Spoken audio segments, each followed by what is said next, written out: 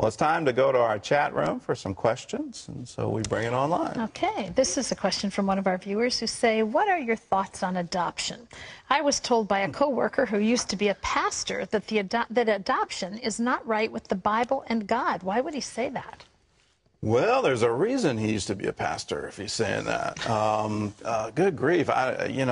It's plain as day in James, taking care of widows and orphans is pure and undefiled religion. We all have the spirit of adoption. That's why we get to say Abba, Father. You know, God's in the adoption business. He wants to adopt all of us. He wants to graft us into the kingdom. Those who are far off, who are estranged, he wants to give us a family. He wants to put children into families. He even says, when your mother and father abandon you, I will raise you up. Don't listen to him. Wise counsel. Well, how do you feel? Yeah. Well, I mean, I think it's so obvious that we are all adopted. I mean, just look up the word adopt, adoption, adopted. I mean, it's throughout the Bible. It's very clear. Yeah. Jacob says, my neighbor does not discipline her 5-year-old son. She lets him cuss, use knives, jump fences, and didn't even yell at him when he was sitting in the middle of the road.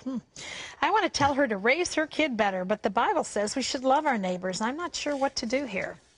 Well, you can speak the truth in love. I mean, if she's actually telling the child to go play in the street, you're setting up for a big accident. Any 5-year-old shouldn't be playing around with knives. Again, you're setting yourself up for an accident.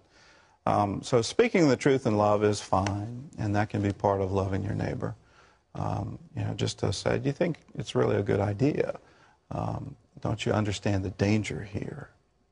And I think you can be protection for both the 5-year-old and for your neighbor. Mm-hmm.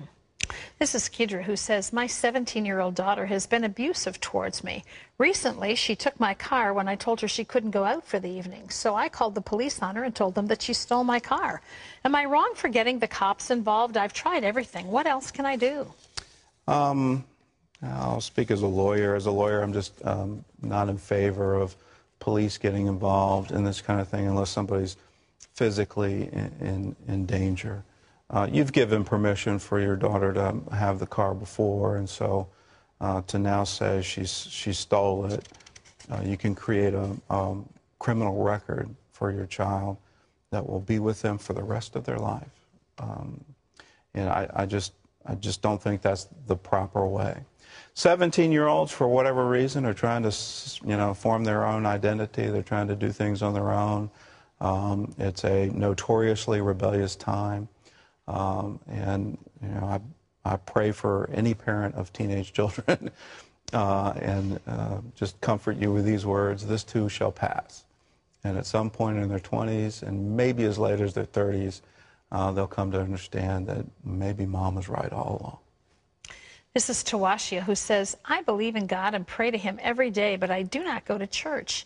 I've tried, but none of the churches I've attended seem to fit me.